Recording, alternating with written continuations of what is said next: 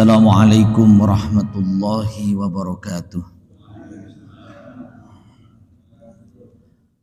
Hamidan lillah tabaraka wa ta'ala wa musalliyan wa musalliman ala rasulillah sallallahu alaihi wasallam. Bismillahi ma sya'allah la yasukul khaira illallah. Bismillahi ma sya'allah la yasrifus su'a illallah. Bismillahi ma sya'allah ma kana min ni'matin faminallah. Bismillahi ma sya'allah la hawla wa la quwwata illa billah. Allahumma salli ala sayyidina Muhammadin al-fatihi lima ughliq wal khatimi lima sabaqa nasiril haqqi bil haqqi wal hadi ila siratikal mustaqim wa ala alihi haqqa qadrihi wa miqdarihi al-azim.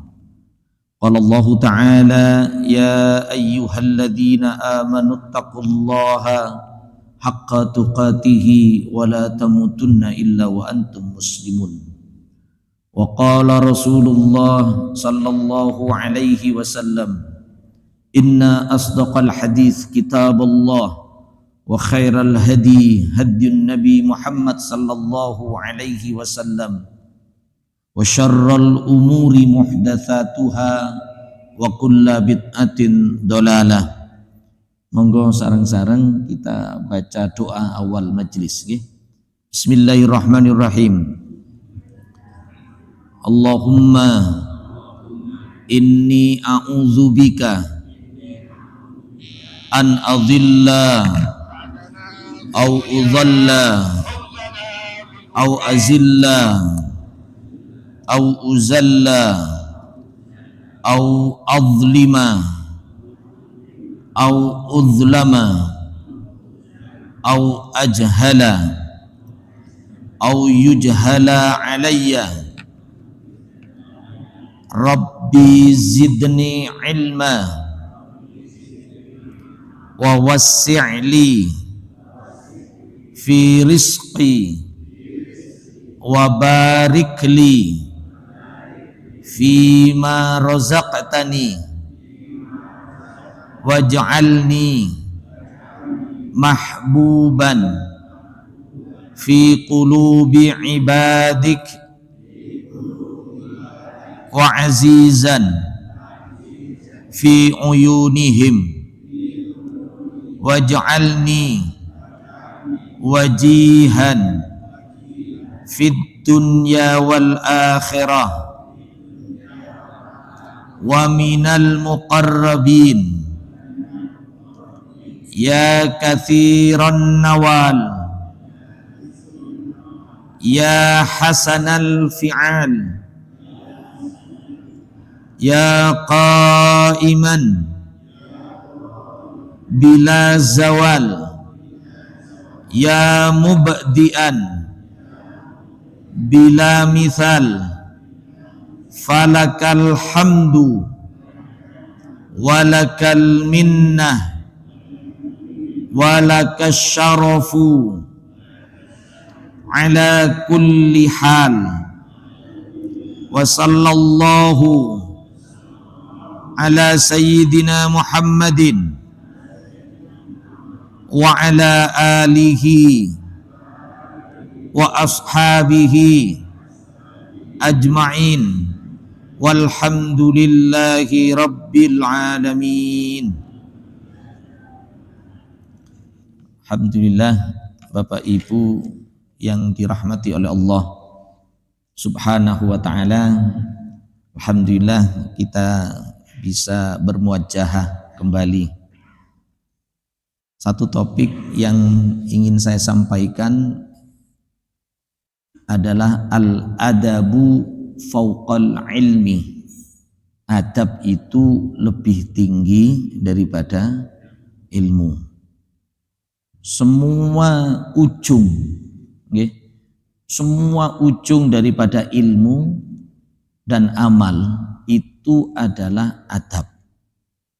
Panjenengan bicara tentang akidah, keyakinan kita kepada Allah, kepada Rasul, kepada kitab, malaikat dan seterusnya, itu ujungnya adalah adab, agar kita memiliki adab yang baik kemudian kepada Allah Subhanahu wa ta'ala, agar kita punya adab terhadap malaikat, kita punya adab terhadap Rasul, kita punya adab terhadap kitab, kita punya adab terhadap kehidupan ini. Panjenengan pada saat misalkan belajar tentang ilmu fikih, pembahasan pertama dalam banyak kitab fikih itu adalah toharoh, tentang bersuci. Di toharoh itu kemudian pertama kali dibahas aurat, kemudian dibahas macam-macam tentang masalah alma, air, termasuk kemudian dibahas tentang al-haid, urusan haid. Semua itu ujungnya adalah agar kita punya adab. Pembahasan toharoh di dalam hukum fikih misalkan tentang bagaimana kita harus bersuci, itu ujungnya agar kita ini punya adab. Toharoh contoh, itu urusannya dalam rangka kita ibadah kepada Allah. Kita tidak diterima ibadah kita selama kita belum suci. Bahkan di dalam sebuah riwayat, banyak orang masuk neraka itu karena al-baulu. Napa? Kencing, air seni. Jadi karena kencing, hanya urusan kencing, hanya cipratane misalkan. Itu banyak orang masuk neraka hanya karena urusan kencing saja. Sampai kemudian agama ini mengajarkan ya opo corone wong pipis loh. Tidak ada satupun agama yang mengajarkan urusannya wong pipis. Napa wonten? Tidak ada, kecuali Islam. Bahkan di dalam kitab-kitab fikih, nek pipis iku kudu longgo. Bahkan pipis itu sampai diajarkan begitu loh.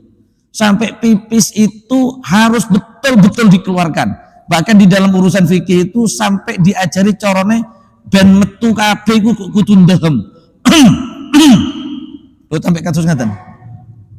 Agar itu sampai keluar, jangan sampai tersisa. Karena kalau tersisa urusannya panjang. Nggih. Urusannya dawa, salate iso gak ketompo dan segala macam, semuanya jadi najis sampai seperti itu. Hal-hal yang sepele, urusan almiyah, urusan air, urusan pengairan, air-air ini di tempat wudhu, kadang di tempat wudhu, okay, ada tempat wudhu, ada tempat toilet. Gitu. Pada saat masuk, kalau misalkan tidak ada air sama sekali, masuk ke kamar, ke toilet, keluar ambil wudhu. Padahal di sekitar toilet masih ada najis. Masih ada najis. Loh ini urusannya adab. Makanya kenapa kemudian diberi air yang lebih dari 2 kullah. 2 kullah niku pinten? Berapa kubik? Nggih. 2 kullah. Jadi harus lebih dari 2 kullah. Baik keluar dari kamar mandi toilet ataupun setelah wudhu, untuk dipastikan bahwa yang melekat pada kita ini dalam keadaan suci. Tapi apa Ustaz, kok di Mekah itu sembarangan kan? Karena di Mekah ada hukum yang berbeda kemudian. Jadi ada beberapa kalangan imam madzhab memperkenankan misalkan kalau kering sama kering aman, ngaten. Nggih. Kering sama kering aman. Lah sampai urusan ngaten. Ini untuk kepentingan apa? Ini untuk kepentingan agar kita ini beradab pada saat menghadap Allah Subhanahu wa taala. Long awake dhewe arepe ngadep terhadap presiden kelambine kudu apik. Gitu. Bahkan itu mulai dari ujung kaki sampai ujung kepala itu diatur untuk bisa menghadap presiden. Gak boleh pakai sandal kecuali zaman Gus Dur. Gitu. Kudu pakai sepatu pantofel dan katusnya. Urusannya apa? Urusannya agar menghadap presiden dalam keadaan baik. Lah ini urusan kita dengan Allah Subhanahu wa taala. Sehingga kemudian misalkan nek iso kelambi yang dipakai oleh kita untuk ibadah itu harus berbeda dengan yang dipakai oleh kita untuk aktivitas harian lainnya misalkan. Urusannya adalah dengan adab. Ini dalam urusan kita dengan Allah Subhanahu wa taala. Belum lagi urusan kita dengan malaikat, urusan kita dengan Rasul. Banyak orang sekarang pada saat ibadah itu, pada saat orang ibadah misalkan sebagai contoh di Mekah, Madinah, gitu, nggak pakai adab, sedikit sekali adab yang dipergunakan. Baitullah, okay? Baitullah, rumah Allah, disimbolisasikan dengan Ka'bah. Banyak orang yang kemudian ya boleh minta apapun itu boleh, minta apapun itu boleh. Memang adabnya orang meminta itu ya ojo melaku. Adabe wong jaluk iku nggih harus hudur ngadep ngaten. Tapi boleh, tidak ada masalah, cuma kurang adab. Makanya kemudian beberapa ulama mengatakan nek tawaf itu cukup banyak membaca tahmid, tasbih, tahmid, takbir karena itu membesarkan Allah. Kecuali memang tempat yang diajarkan oleh Kanjeng Nabi, mulai dari rukun Yamani hingga Hajar Aswad. Ngaten. Tapi apakah boleh berdoa? Boleh. Cuma adabnya kurang. Ngaten. Jadi ini urusan adab. Hari ini kita Masya Allah mengalami satu persoalan penting urusan adab. Pada saat Kanjeng Nabi, pada saat di makam Rasulullah, tidak sedikit loh orang yang main handphone, gitu, pakai handphone, terus ngabari, iki aku ndek, di makam Nabi kan begitu. Loh padahal ada riwayat bahwa kata Kanjeng Nabi, kalian berziarah kepadaku pada saat aku telah tiada, sama berziarahnya kalian di saat aku masih ada. Jadi kita ini berziarah kepada Kanjeng Nabi itu ada loh Rasulullah. Long kalimat yang kita baca di dalam setiap sholat kita ini adab lagi. Pada saat kita sedang sholat misalkan, itu kita kan sedang bercakap-cakap dengan Allah Subhanahu wa ta'ala. Rasulullah, kita bercakap-cakap dengan Rasulullah Sallallahu Alaihi Wasallam. Hanya dengan sadar, pada saat kita sedang sholat, kita ini sedang bercakap-cakap dengan Rasulullah. Nih, pas nopo? Tahiyat. Pas tahiyat. At-tahiyatul mubarakatus sholawatut thayyibatulillah. Assalamu alaika ayyuhan nabiyyu wa rahmatullah. Pakai assalamu alaika. Dhamirnya, kata gantinya itu pakai kata ganti mukhatab wahdah. Adep-adepan. Wonge ono. Bukan pakai ghaib, bukan pakai dhamir ghaib. Nek pakai dhamir ghaib alaihi, ghaib wahdah alaihi. Tapi ini pakai dhamir kata ganti orang mukhatab wahdah, sendirian berhadap-hadapan. Alaika. Kalau jamaknya alaikum. Iku jamak. Kakuma kum, kikuma kunna, huhuma hum, hahuma hunna. Jadi pakai dhamir yang mukhatab, berhadap-hadapan. Berarti Kanjeng Nabi ada di hadapan. Lah pas ziarah kok pakai HP. Rasulullah ada. Ngaten. Jadi Masya Allah, hari ini kita telah kehilangan adab. Anehnya orang mempraktekkan adab malah disebut dengan feodal. Gitu, rame-rame teng Trans 7 disebut feodal. Loh, ini kan aneh gitu. Padahal urusan adab ini itu misi daripada diutusnya Kanjeng Nabi Muhammad sallallahu alaihi wasallam. Adab itu berkaitan dengan nilai-nilai dan norma. Kalau akhlak itu sesuatu yang telah tersibghah dengan urusan ibadah dan hubungannya dengan Allah Subhanahu wa ta'ala.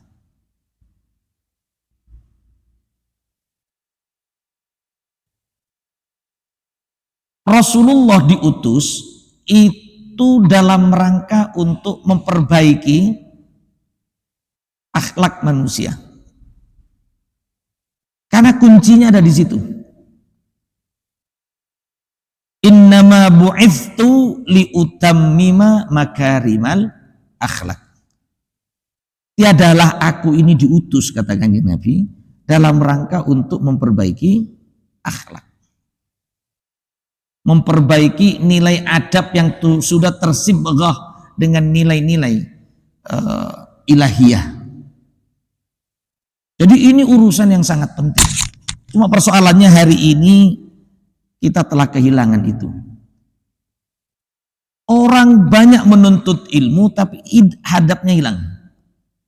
Allah katakan di dalam Al-Quran, yarfa'il ladzina amanu minkum walladzina utul ilma darajat. Yarfa'ullahu alladzina amanu minkum walladzina utul ilma darajat. Allah mengangkat derajat orang-orang yang beriman di antara kalian. Jadi iman diletakkan di depan, kemudian wa utul ilma darajat. Baru kemudian orang yang menuntut ilmu. Jadi yang didahulukan itu urusan keimanan, urusan adab, urusan akhlak. Urusan adab, urusan akhlak. Oleh karena itulah maka disebutkan di dalam sebuah pernyataan para ulama, wabil ilmi irtafa.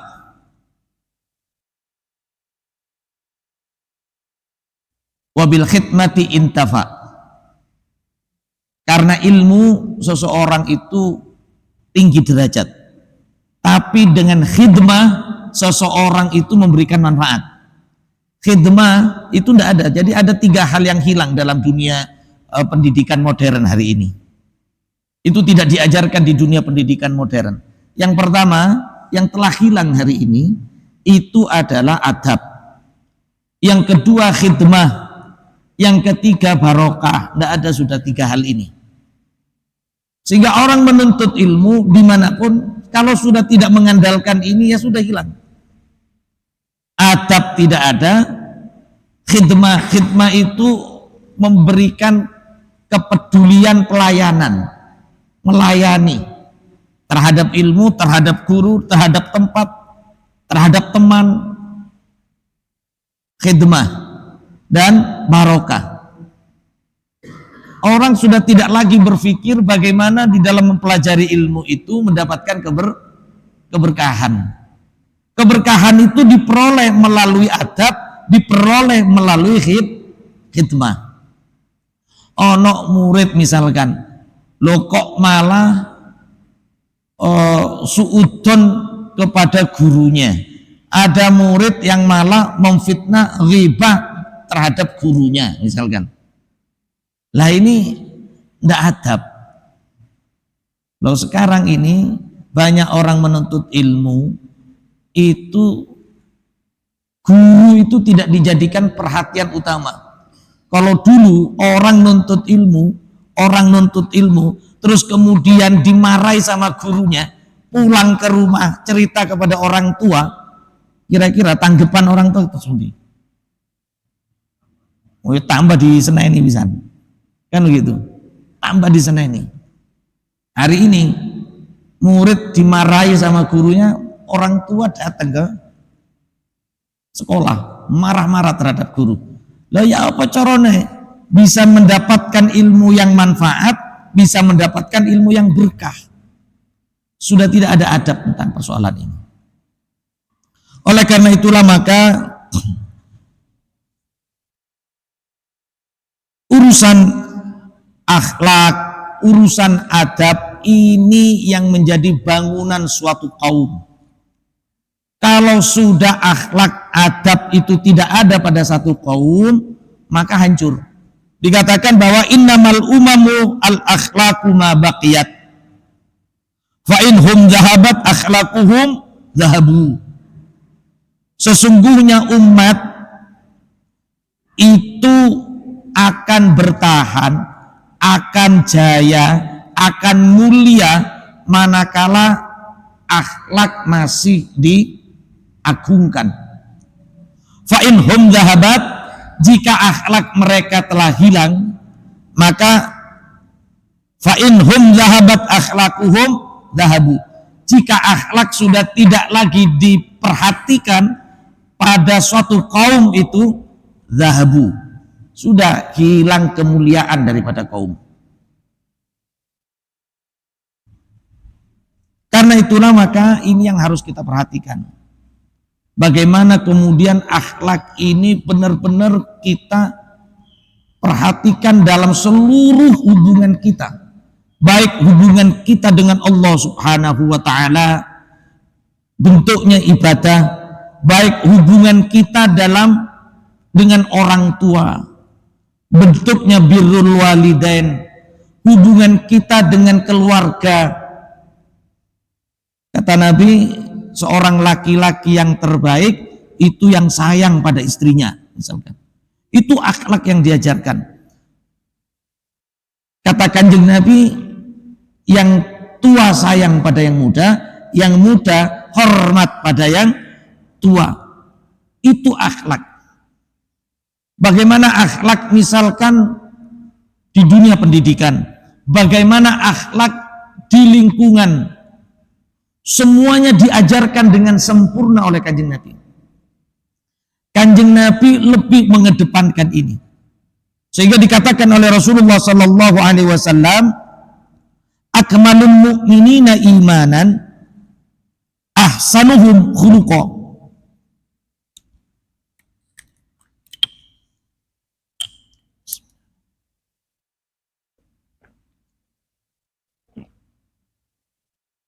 Lo termasuk minum niku wonten akhlaki lo. Ya ta? Akhlake minum napa? Akhlake wong ngombe. Napa? Berdoa. Niku penting. Paling tidak bismillah. Bismillahirrahmanirrahim. Terus meneguk 3 kali. Lo sampai kados ngaten lo. Dalam posisi duduk dan harus pakai tangan kanan. Semua diatur akhlak itu. Semuanya diatur. Orang hari ini kemudian menelitinya pada aspek, istilahnya di dalam hukum syara itu disebut dengan hikmatut tasyri'. Hikmah dari penetapan hukum itu. Oh ternyata nek wong ngombe pakai tangan kanan longgo, ternyata adalah aspek kesehatannya begini. Padahal itu urusannya adalah akhlak. Wong mangan, ada akhlaknya, ada adabnya. Ada adab pada saat orang makan. pakai tangan kanan, baca bismillah, baca doa. Ya toh? Doa yang masyhur itu apa? Doa yang masyhur apa? Kalau makan, Allahumma barik lana no? Fima razaqtana wa qina adzabannar. Menurut guru kami ada yang lebih kuat lagi, ya. Jadi doa makan agar Allah memberikan keberkahan atas apa yang dimakan. Ya. Di riwayat yang lain disebutkan doanya Allahumma barik lana fihi wa at'imna khairan minhu. Ya. Allahumma barik lana, ya Allah berikan kami keberkahan fihi, pada makanan yang kami makan ini, wa at'imna, dan berikan kami makanan khairan minhu, yang lebih baik dari apa yang kami makan. Okay. Jadi ini ada riwayat yang lain doanya seperti itu. Okay. Allahumma monggo barik lana fihi wa at'imna khairan minhu. Allahumma barik lana fihi wa at'imna khairan minhu. Allahumma barik lana fihi wa at'imna khairan minhu. Loh, sampai urusan makan tidak boleh pakai tangan kiri, harus pakai tangan kanan. Semuanya diatur, hal-hal yang sepele. Ini urusan akhlak, ini urusan adab. Panjenengan mau masuk kamar mandi, diajari adabnya. Adabnya masuk kamar mandi apa? Pakai kaki masuk kiri, masuk kiri. Doanya a'udzubika minal khubusi wal khaba'is. Ya toh? Terus keluar kamar mandi pakai kaki kanan. Pakai doa apa doa nih? Ayo. Alhamdulillahilladzi adhaba annil adza wa afani. Ini ke apa lagi paling nggak dipakai. Lali. Ya pokoknya nek panjenengan boten hafal, ambil yang paling pendek saja. Gitu. Keluar kaki kanan, alhamdulillah. Gitu. Masuk ta'awud, enggak ada hafal, ya napa malih. Gitu. Kalau enggak hafal ya sudah, ta'awud aja. A'udzubillahi minasyaitonirrajim. Lo enggak hafal kok. Kan ngaten. Nggih. Lah, urusan-urusan seperti ini itu adab yang diajarkan oleh Rasulullah sallallahu alaihi wasallam. Bahkan masuk masjid, apapun, tidak ada satu pun tindakan kita itu yang tidak diajarkan adabnya. Makanya kenapa kata Allah disebutkan kana khuluquhul Quran. Rasulullah itu akhlaknya itu adalah akhlak Al-Quran, itu bicara tentang urusan adab, bicara tentang urusan akhlak. Menjenengan masuk ke masjid, diajari corone, adabe iku kudu apa? Panjenengan masuk masjid, ya napa corone? Masuk pakai kaki kanan, kemudian berdoa. Ya toh? Napa doane masuk masjid? Allahumma ftahli abwaba rahmatik. Sampai seperti itu. Semuanya diatur. Semuanya diatur agar apa? Agar kita ini nanti itu benar-benar memiliki nilai adab yang tinggi. Bahkan dikatakan oleh Kanjeng Nabi, inna min ahabbikum ilayya wa aqrabikum minni majlisan yaumal qiyamah ahasinakum akhlaqan, kata Kanjeng Nabi. sesungguhnya orang yang paling aku cintai dari kalian dan paling dekat nanti dengan aku tempatnya di akhirat, itu adalah orang yang paling mulia akhlaknya. Paling mulia akhlaknya. Karena agama ini mengajarkan semuanya. Akhlak kepada Allah, akhlak kepada orang tua, akhlak kepada tetangga misalkan. Akhlak kepada Allah, itu urusannya ibadah. Gitu? Urusannya ibadah. Sampai Allah ngajarkan tentang, Rasulullah ngajarkan, ya apa corone sholat. Corone sholat. Sampai sholat yang sing temenan itu adalah sholat yang dilakukan dengan cara khusyuk misalkan, itu adab, itu akhlak. Kita ini sholatnya khusyuk apa enggak saja nih? Sholat khusyuk itu cirinya apa? Cirinya orang sholat khusyuk ini urusannya adab kita dengan Allah Subhanahu wa ta'ala. Apa caranya? Allah katakan wasta'inu bis-sabri was-shalah. Jadikan sabar dan sholat sebagai penolong. Tapi kata Allah, wa innaha lakabiratun illa alal khasiin. Tapi itu perkara yang besar, wangel, abot, kecuali orang yang melakukannya dengan cara yang khusyuk. Allah kemudian ceritakan, ya apa carane khusyuk?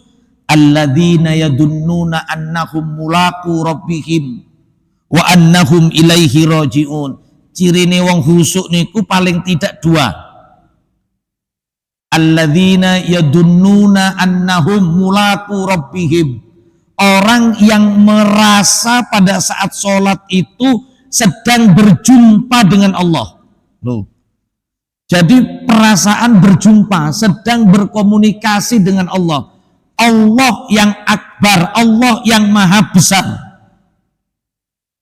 Kita sedang berkomunikasi dengan Allah. Lah nek komunikasi dengan Allah mulai dari awal pakai baju yang dipakai yo kudu yang terbaik.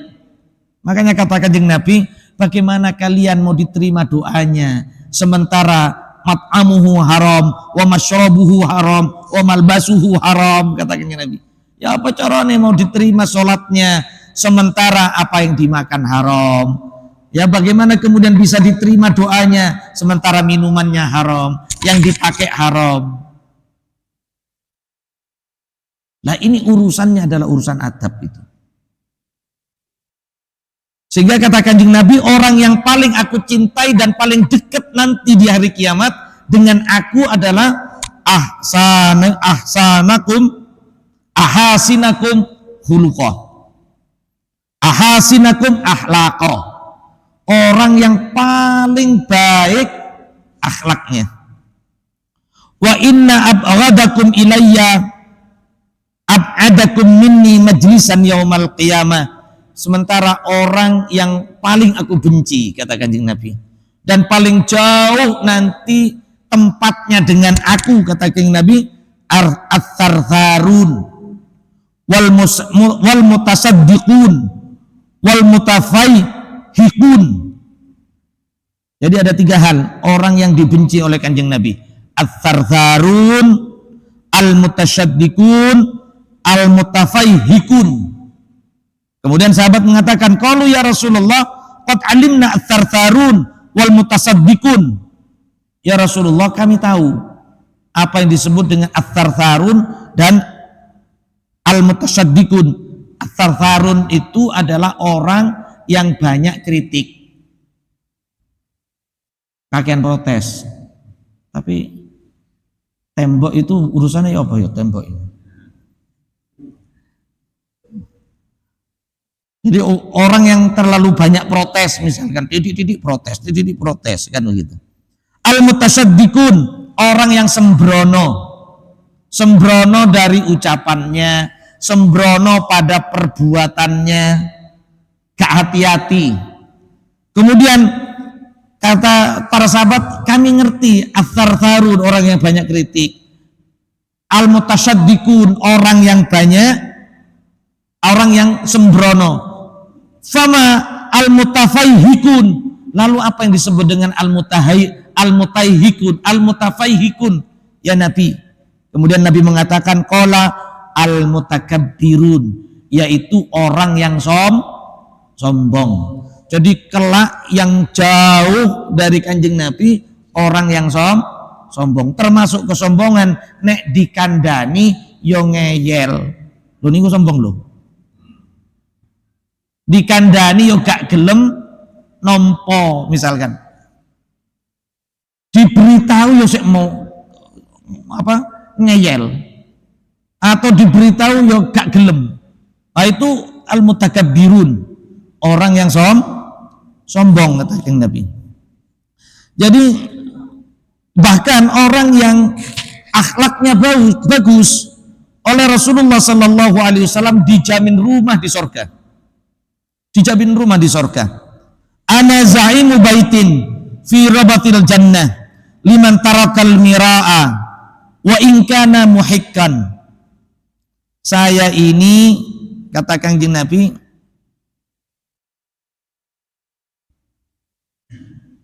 akan membuat, jadi orang yang oleh Allah Subhanahu wa taala ya akan diberikan ana zaimu baitin, saya ini menjamin terhadap orang-orang nanti ya di surga nanti akan diberikan bangunan rumah fi rabatil jannah, di taman surga. Ada jaminan bagi orang yang nanti kelak akan diberikan rumah di taman surga liman tarakal mira', yaitu orang yang mampu meninggalkan debat wa ikana muhiqqan, sekalipun itu benar. Wa bi baitin fi wasatil jannah liman tarakal kadhiba, dan akan mendapatkan jaminan rumah di sorga ya di tengah-tengah sorga liman tarakal kadhiba, bagi orang yang mampu meninggalkan sikap bohong. Kemudian Nabi mengatakan wa in kana mazihan, sekalipun itu dalam guyonan, ojo sampai berbohong sekalipun guyon gitu, bergurau. Wa bi baitin a'lal jannah, kemudian ada jaminan dibuatkan rumah di surga di tempat yang lebih tinggi liman hasuna khuluqahu, terhadap orang yang baik akhlaknya. Jadi orang yang baik akhlaknya itu diberikan oleh Allah jaminan tempat yang paling tinggi di surga. Kalau orang yang tidak suka debat itu tempatnya ada di emperan, di taman. Kalau orang yang tidak berbohong tempatnya di tengah. Tapi orang yang akhlaknya tinggi itu tempatnya a'lal jannah, yaitu di tempat yang paling tinggi. Itu yang akhlaknya baik, katakan Nabi. Nah, Rasulullah telah memberikan contoh itu. Akhlaknya kepada Allah Subhanahu wa ta'ala. Apa akhlak kepada Allah?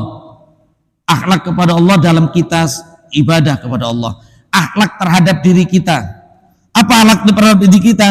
Wa idza fa'alu fahishatan aw zalamu anfusahum dzakarullah. Akhlak kita kepada Allah, akhlak diri kita.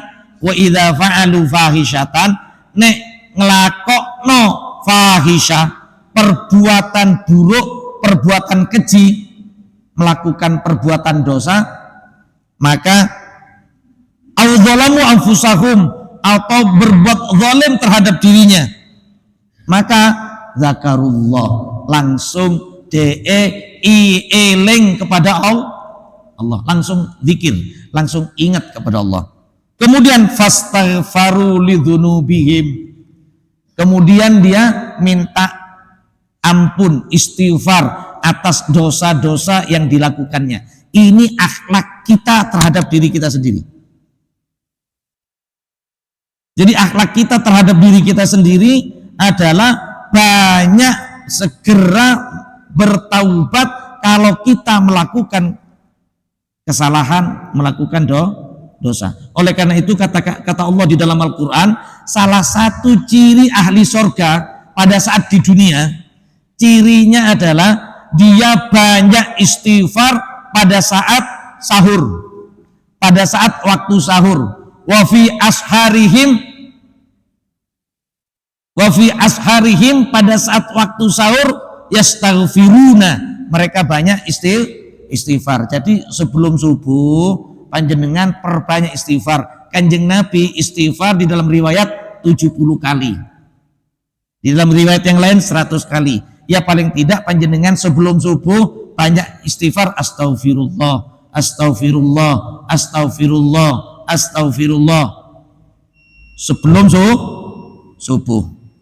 Kemudian diajarkan pula antara iqamah, antara azan ke iqamah, perbanyak berzikir subhanallah, subhanallah wa bihamdihi, subhanallahil azim, astagfirullah.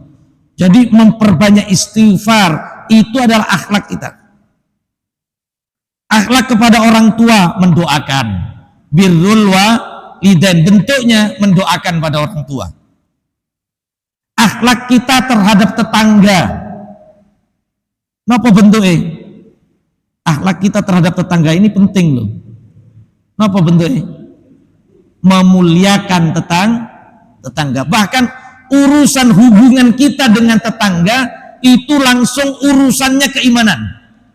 Kata Kanjeng Nabi, man kana yu'minu billahi wal yaumil akhir falyukrim jarahu.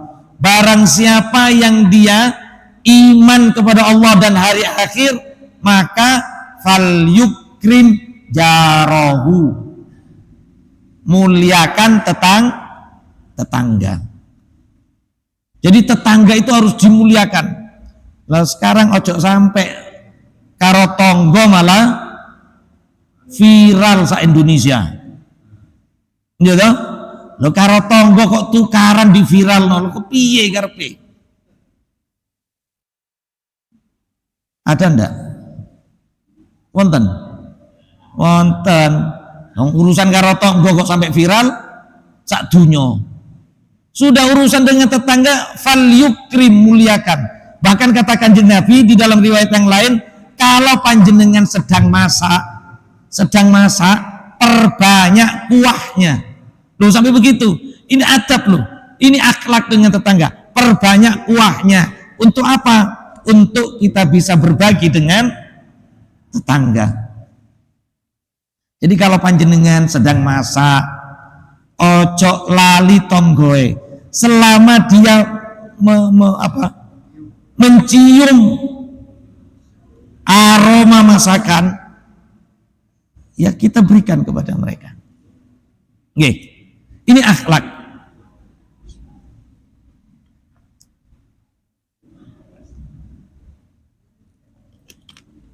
Ini akhlak kita dengan tetangga. Panjenengan cukup kerjakan hal-hal yang sepele saja. Ya, panjenengan cukup hal-hal yang sepele saja, akhlak kita dengan Allah, kerjakan yang sepele. Insya Allah itu akan jadi jalan selamat kita. Hari ini kita ini berada pada zaman 10%. Ya, kata Kanjeng Nabi, ini kata Kanjeng Nabi. Hari ini kita berada pada zaman 10%. Lo maksudnya piye? Nabi suatu ketika bersabda kados ngaten, innakum fi zamanin man taraka minkum usura ma umira bihi halaka. Kalian ini, kata Nabi terhadap para sahabat, berada pada satu zaman yang apabila kalian meninggalkan 10% saja dari agama ini, kalian hancur. Itu zaman para sahabat. Nek ninggalno 10% ajaran agama, dia akan hancur. Kemudian Kanjeng Nabi mengatakan, summa ya'ti zamanun man amila minhum bi usuri ma umira bihi najah. Kemudian nanti akan datang satu zaman yang mana apabila mereka kalian ini mengerjakan 1/10 saja, 10% dari ajaran agama, selamat. Katanya Nabi. Dulu pada masa sahabat, orang meninggalkan 10%, dari ajaran agama sudah dianggap celaka. Sementara akan datang satu zaman, kata Kanjeng Nabi, yang cukup dengan mengerjakan 10% agama saja sudah dianggap selamat. Hari ini kita sudah berada pada zaman itu. Kita ini cukup hanya mengerjakan 10% saja. Kalau kita suruh mengerjakan semuanya, tidak mungkin bisa. Sekarang pegang agama itu kalqabid alal jamri, katakan Nabi. Pegang agama ini hari ini itu seperti memegang bara api. Seperti memegang bara api. Lawang ingin melaksanakan Islam secara kafah, itu disebut ekstremis kok. Ingin berdakwah di jalan Allah, itu disebut radikal kok. Ingin berjihad, itu disebut teroris kok. Ingin menjalankan adab terhadap guru, disebut feodal kok. Hari ini. Jadi pegang agama hari ini seperti pegang bara api. Jadi cukup panjenengan lakukan dengan istiqomah saja. Hal-hal yang sepele-sepele tadi. Katakan yang Nabi, la tahqiranna minal ma'rufi syai'a. Ojo sepele no kebaikan sekalipun kecil. Sepele. Ojo sepele no. Panjenengan istiqomah saja. Adab panjenengan dengan Allah. Adabnya apa? Salat berjamaah. Salat niku fitroe jamaah. Makanya kalau panjenengan salat sendiri, salat sendirian, usahakan ngajak yang lain. Nah, tapi kenapa sudah selesai salat kok diajak? Tidak apa-apa. Panjenengan mau salat kok dewean, ono uang jaan diajak, ayo melu. Lho kula sampun kok, ayo melu gak apa-apa. Ini pahalanya nanti menjadi pahala sunnah bagi orang ini. Apa dalile? Dalile suatu ketika pada saat sholat asar Kanjeng Nabi sholat. Selesai sholat, loh kok ada dua orang duduk-duduk di luar masjid. Ditanya oleh Kanjeng Nabi, opo awakmu kok gak sholat? Oh kulo sampun Kanjeng Nabi, dalam perjalanan tadi kami sudah sholat. Kata Kanjeng Nabi, kalau kamu tadi sekalipun kamu sudah sholat, terus kamu ikut tadi sholat, itu akan jadi pahala sunnah bagi kamu. Itu dalil bolehnya orang yang sudah sholat kemudian ikut jadi makmum terhadap orang yang mau sholat. Agar apa? Dapat pahala jamaah. Dapat pahala jamaah. Ini adab. Ini urusan adab kita dengan Allah Subhanahu wa taala. Salat berjamaah. Macam-macam. Urusan adab niku kuatah. Tidak cukup urusan adab ini apalagi dengan Allah misalkan itu dibahas dalam setengah jam maghrib ke isya. Insyaallah tidak cukup. Tapi mugi-mugi cukup panjenengan istiqomahkan saja hal-hal yang baik di zaman yang cuma tersisa 10%.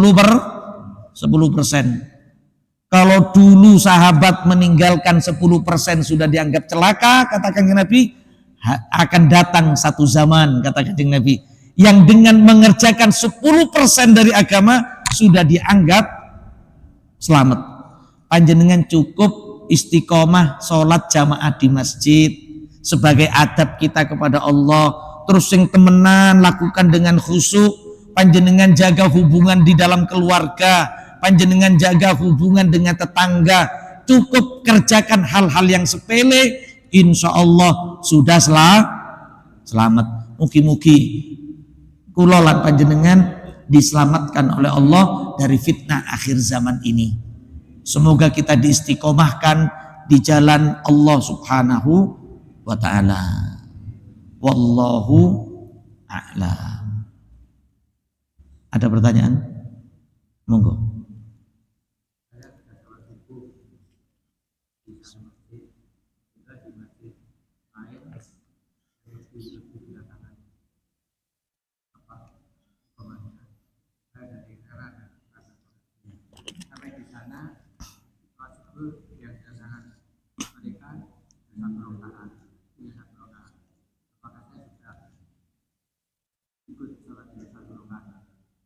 Panjenengan sudah sholat subuh? Sudah sholat subuh. Terus pindah ke sana. Nggih, ada pengajian. Nggih, itu pilihan, pahalanya pahala sunnah. Kecuali misalkan ada orang, pada saat panjenengan nyampe di sana, panjenengan tidak sholat, tidak ada masalah. Tidak ada masalah. Karena panjenengan sudah sholat. Nah, pada saat panjenengan nyampe di sana, terus kok dilalah ada orang baru datang. Dia belum kedapatan sholat subuh. Sholat subuh di masjid itu sudah selesai. Dia baru datang. Terus panjenengan diminta, ayo monggo sholat kalian kulo. Nah, panjenengan tidak apa-apa ngambil itu. Karena itu mendapatkan nilai pahala sunnah. Sebagai makmum. Jadi pada saat ke masjid itu, panjenengan sudah sholat subuh, datang ke masjid itu, ada orang datang dan selesai sudah sholatnya. Misalkan, panjenengan boleh. Atau panjenengan pada saat ke masjid sini, pas asar, loh kok ada orang sedang mau sholat asar, padahal sudah hampir mepet-mepet. Lah daripada dewean, mas ayo mas jamaah mas, aku tak jamaah karo sampean. Ya ngimami panjenengan sholat tidak apa-apa, itu pahala sunnah. Jadi begitu. Nggih. Itu sebagai sebuah pilihan. Paling tidak panjenengan membuat orang itu sholatnya berjamaah. Ngaten. Ada yang lain? Cekap nggih? Cukup nggih? Bismillahirrahmanirrahim. Wal 'asri innal insana lafi khusrin illa alladzina amanu wa 'amilus solihati wa tawasaw bil haqqi wa tawasaw bis sabr. Bismillahirrahmanirrahim. Alhamdulillahirabbil alamin. Wassalatu wassalamu ala asyrafil anbiya'i wal mursalin sayyidina Muhammadin wa ala alihi wa sahbihi ajma'in. Walhamdulillahi rabbil alamin. Rabbana ighfir lana dzunubana wa kaffir 'anna sayyi'atina wa tawaffana ma'al abrar. Rabbana ighfir lana wa liwalidayna warhamhuma kama rabbayana saghira. Allahumma ij'al hadza jam'ana jam'an marhuma wa tafarruqana min ba'dihi tafarruqan ma'suma wa la taj'alna minna saqiyan wa la mahruma. Allahumma alif baina qulubina wa aslih dhata bainina wahdina subulas salam wa najjina minadh dhulumati ilan nur wa jannibna al fawahisha ma dhahara minha wa ma batan wa barik lana fi asma'ina wa basarina wa qulubina wa azwajina wa dhurriyyatina wa tub alaina innaka antat tawwabur rahim waj'alna syakirina li ni'matik musnina biha alaika qabiliha wa atimmaha alaina. Rabbana atmim lana nurana waghfir lana innaka ala kulli syai'in qadir. Rabbana atina fid dunya hasanah wa fil akhirati hasanah wa qina adzaban nar. Wa sallallahu ala sayyidina Muhammadin wa ala alihi wa sahbihi wa sallam. Walhamdulillahi rabbil alamin. Subhanakallahumma wa bihamdika asyhadu an la ilaha illa anta astaghfiruka wa atubu ilaik. Assalamualaikum warahmatullahi wabarakatuh.